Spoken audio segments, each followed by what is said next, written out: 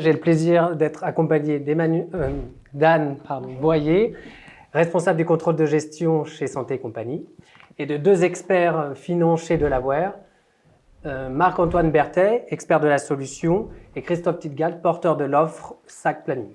Bonjour. Avant de rentrer plus dans le détail dans la solution, est-ce que vous pouvez nous présenter votre société et le contexte du projet ? Bonjour à tous. Donc, Santé Compagnie, c'est un PSAD, un prestataire de services médical à domicile, donc qui intervient dans le domaine de la santé. Il est présent en France et en Allemagne, réalise à peu près 240 millions de chiffres d'affaires annuels avec 2400 collaborateurs.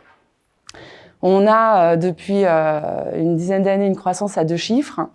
Et donc, on n'était pas structuré initialement pour avoir autant de croissance. Donc, c'est une croissance aussi bien externe que interne. Et on réalise annuellement un certain nombre d'acquisitions. Ça veut dire aussi qu'on a historiquement un certain nombre de RP qui sont assez difficiles à gérer et pas toujours homogènes. Un des gros projets du groupe ces dernières années a été de passer l'intégralité des ERP sous SAP. Donc, c'est encore en cours. On avance vers cette cible, mais on ne l'a pas encore atteinte. Dans ce contexte-là, c'est compliqué de faire le budget annuellement. On avait toujours une grosse partie de reconstitution de la data pour qu'elle soit homogène, et on le faisait encore sur Excel. Donc ça veut dire une multitude de fichiers Excel à gérer, beaucoup de risques d'erreurs, de formules, beaucoup d'envois, d'allers-retours de fichiers, et aussi un processus budgétaire très chronophage. C'est dans ce contexte qu'on s'est retourné vers Delaware, qui avait déjà intervenu chez nous justement pour mettre en place la BI liée à SAP. Donc pour avoir tout notre reporting qui soit directement connecté à l'ERP, ils ont construit l'outil de reporting, et c'est eux qui nous ont conseillé d'utiliser SAC Planning, qui est l'outil budgétaire de SAP. Donc comme ça, c'était le même environnement. Les données se parlaient et ça nous permettait d'être homogènes. Merci Anne pour ces explications de votre contexte et de vos enjeux. Maintenant, est-ce que Christophe et Marc-Antoine, vous pouvez nous dire comment vous avez pu répondre à Delaware à ces enjeux et y apporter une solution ? Oui, bien sûr.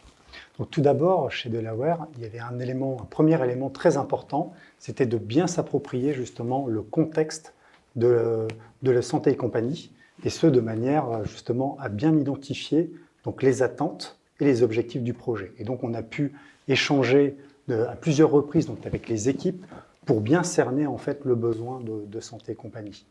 Et ça nous a permis, chez Delaware, encore une fois, de bien nous conforter dans la proposition de SAC Planning. Et on avait donc des certitudes, grâce aux fonctionnalités avancées que proposait l'outil, justement sur toute la partie simulation, prévision, également toute la partie reporting, puisqu'il y avait des attentes fortes aussi en termes de résultats, de compréhension des résultats et de partage.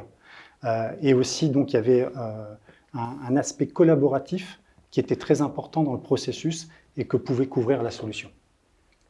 Donc, par rapport au projet, ensuite, on a mené 2 points essentiels dans l'approche de ce projet. Il y avait une première partie où on assurait bien entendu toute l'intégration de l'outil au sein du système d'information de Santé et Compagnie. Et ensuite, ça nous a permis de bien paramétrer donc, on va dire, l'outil SAC Planning pour bien répondre aux attentes des utilisateurs. Et le deuxième aspect qui est très important aussi chez Delaware, c'est de faire un accompagnement fonctionnel donc auprès des équipes tout au long du projet. Et c'est ce qui permet en fait de s'assurer de bien répondre aux attentes du client et aussi de bien mesurer, j'ai envie de dire, la valeur ajoutée que cela va apporter pour les utilisateurs. Et ça, c'est important donc d'avoir cette combinatoire pour vraiment concourir au succès du projet. D'ailleurs, Marc-Antoine, je pense que tu vas pouvoir nous expliquer un peu la souplesse justement de SAC Planning par rapport à ce type de solution. Alors effectivement, en fait, dans SAC Planning, on a pu intégrer les données provenant de SAP pour les sociétés qui sont dans SAP, mais on avait également besoin d'intégrer des données pour des sociétés qui n'étaient pas encore intégrées dans SAP et pour lesquelles on a dû trouver une solution. Donc la solution qui a été retenue chez Santéci, c'est de passer par des fichiers Excel chargés depuis le poste de travail. On a d'ailleurs une vidéo qui illustre ce procédé où Santécie vient importer le fichier dans le modèle de données directement depuis le poste de travail. Donc ça peut être un fichier Excel ou un autre format. On aurait pu se connecter à un Drive ou utiliser une base de données pour extraire directement les données, comme c'est le cas pour SAP. Mais ici, le choix qui a été fait, c'est d'extraire directement d'un fichier importé. Et lorsqu'on clique sur « Configurer l'import », on va découvrir plusieurs étapes d'import. La première étape d'import, c'est l'enrichissement des données pour lesquelles on va pouvoir venir ajouter des règles de gestion pour, dès à présent, déjà enrichir la donnée. La seconde étape, c'est celle qui vient mapper les différents champs du fichier avec le modèle. Ici, le mapping est automatique puisque les champs portent le même nom. Donc, l'outil sait que ça va à tel endroit. Et enfin, on a une dernière étape de vérification et de contrôle de l'ensemble des données pour vérifier la cohérence. Donc ici, déjà, on voit 3 atouts majeurs. On voit que toutes les données sont centralisées dans un même outil. On a la possibilité d'enrichir dès la phase d'intégration nos données. Et on a aussi ce contrôle et cette vérification qui est très importante pour ne pas mettre en péril le processus budgétaire. Et c'est vrai que juste ce point-là, c'est pour la partie, quand on construit les fichiers budget, pour tout ce qui est la partie reprise de l'historique. En fait, maintenant, pour tout ce qui vient de SAP, c'est quasiment du presse-bouton, parce que c'est les mêmes codes, les mêmes langages, il y a vraiment un canal entre les deux. Donc, c'est à peu près maintenant peut-être 70% de notre périmètre. Et après, pour les 30% restants, on a encore, évidemment, à faire des fichiers Excel, à faire des tables de passage pour que ce soit le même langage. Mais une fois que c'est importé dans SAC Planning, on a, au même endroit, centralisé l'information globale du groupe sur la partie chiffre d'affaires. Anne, quels ont été les apports métiers pour les utilisateurs suite à la mise en place de la solution? Alors, donc il y en a 3 principaux. Le premier, c'est celui qu'on vient de voir, indéniablement, parce que c'est un gain de temps énorme pour tout ce qui est reconstitution de l'historique. Ensuite, la deuxième partie, un peu plus loin dans le processus, c'est tout ce qui est saisie des hypothèses. Parce que dans tous les process budgétaires, on a des hypothèses qui vont varier du début du projet, enfin du budget jusqu'à la fin du budget. Donc ça nous permet de aussi pouvoir saisir rapidement les hypothèses de baisse de prix, de croissance, plein d'hypothèses sur différents champs différents au même endroit et ensuite de lancer le calcul et ça se fait de manière automatique alors qu'avant c'était l'ouverture de 10 fichiers Excel différents, vérifier la synchro, etc. Là c'est du presse-bouton quasiment. Et ensuite le gros atout aussi c'est qu'on peut historiser les versions et maintenant garder une version avec les hypothèses peut-être basses, une version avec des hypothèses moyennes, hautes et faire des états de restitution comparatifs des différentes hypothèses. On a aussi, enfin, le troisième point, c'est les rapports de restitution de la donnée qui sont préformatés en avance, qui sont prêts et qui se mettent à jour automatiquement avec les données qui ont été saisies dans l'outil. Ouais, donc je reviens justement sur un point que tu as un peu évoqué, c'est vraiment le versionning. C'était un élément très important pour les utilisateurs.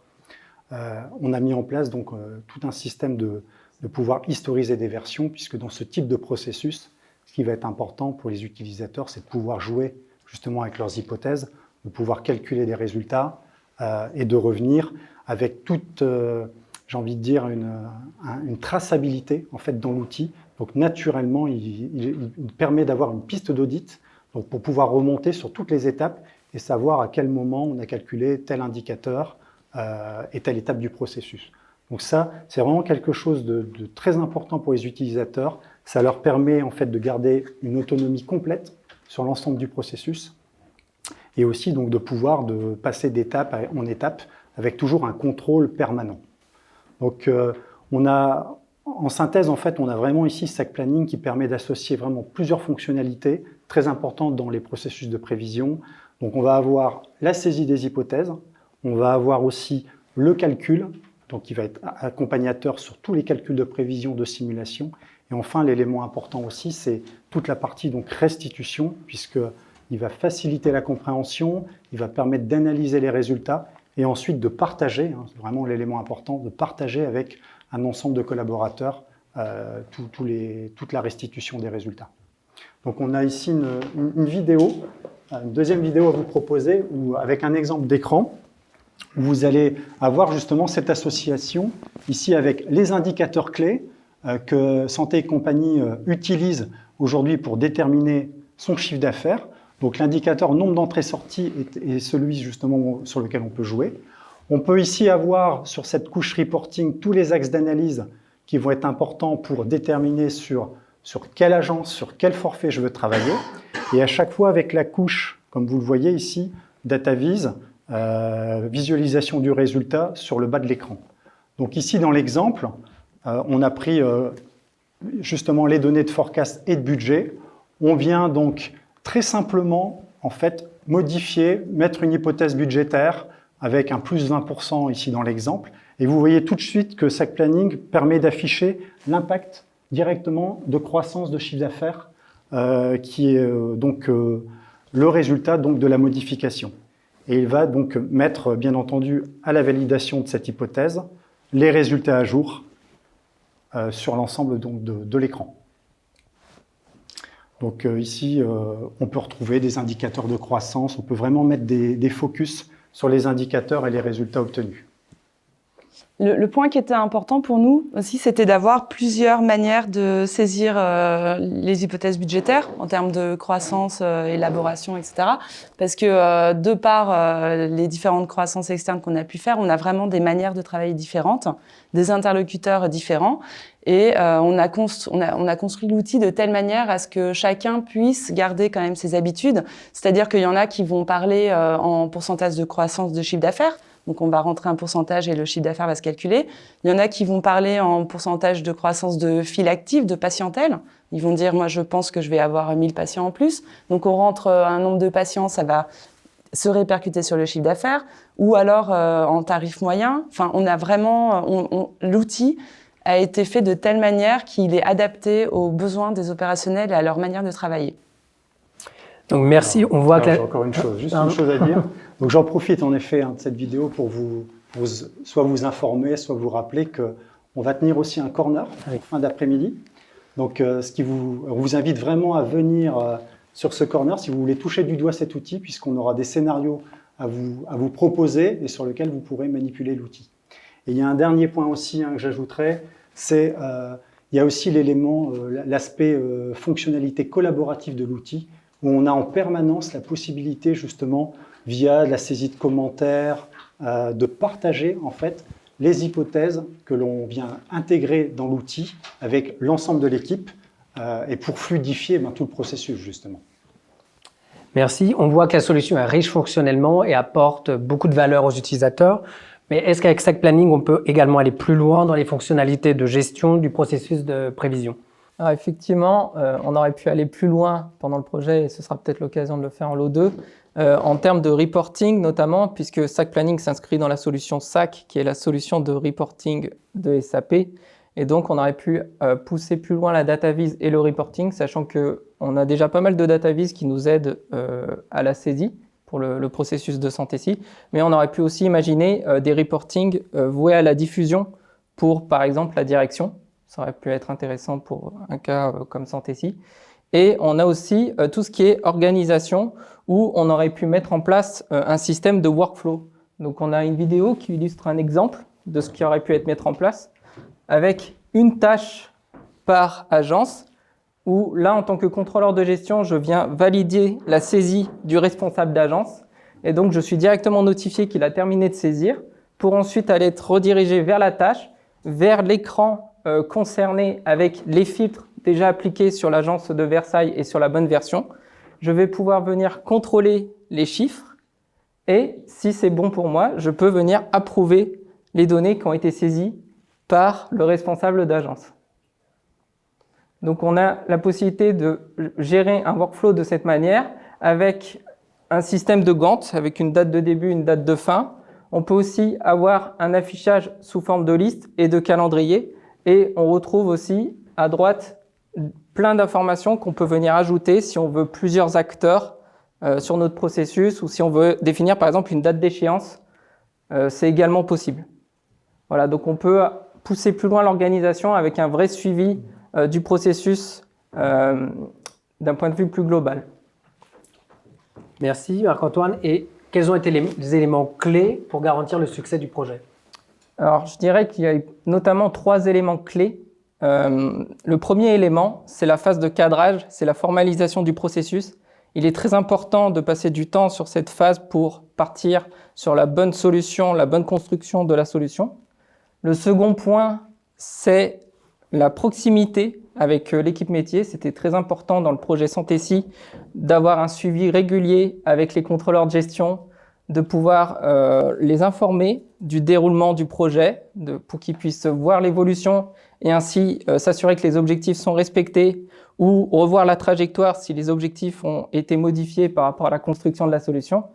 Et puis, il y a un troisième point qui est l'accompagnement. Donc l'accompagnement, c'est pendant la phase de recette avec la formation des key users pour qu'ils puissent recetter correctement l'outil et le prendre en main.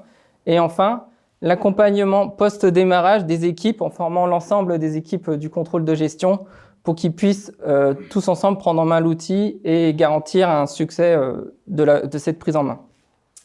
Merci Marc-Antoine. On arrive au terme de cette présentation. Anne, on va vous laisser conclure en nous disant les apports globaux pour l'entreprise et pour vos équipes de cette solution. Alors déjà aussi, il faut souligner quand même que ça a été un projet rapide parce que en tout et pour tout, il a duré 4 mois. Le chiffre d'affaires, c'est vraiment la partie la plus compliquée de notre processus budgétaire. 4 mois, dont le mois d'août. Donc pendant 3 mois, on a passé beaucoup de temps ensemble, Marc-Antoine et moi. Et c'est vrai que c'était important qu'on se voit vraiment régulièrement parce qu'au début, on donne des hypothèses, des manières de simuler. C'est celles, en fait, on reproduit plus ou moins l'existant. Après, on se rend compte qu'il y a plein de choses qu'il y a plein de points qui sont perfectibles et on donne des inputs supplémentaires à Marc-Antoine pour ce cas-là. Et donc, c'était très important. En fait, il travaillait en chambre de son côté, il construisait l'outil, mais 2 fois par semaine, en gros, il nous montrait l'évolution de l'outil déjà. Donc, déjà, nous, ça nous habituait à l'utiliser, à voir comment il était réalisé, à voir ce qu'on pouvait faire de manière plus concrète, changer. Et donc effectivement, la partie collaboration et travail ensemble est un élément majeur. Et ensuite, nous, il y a aussi maintenant, c'est eux qui s'occupent de la TMA. Donc dès qu'on a un souci, parce que il y a peut-être une règle qui change, etc., on appelle et ils sont très réactifs. Donc on n'est pas du tout laissé tout seul une fois que le projet est lancé et qu'on utilise l'outil. Ils sont encore toujours très présents.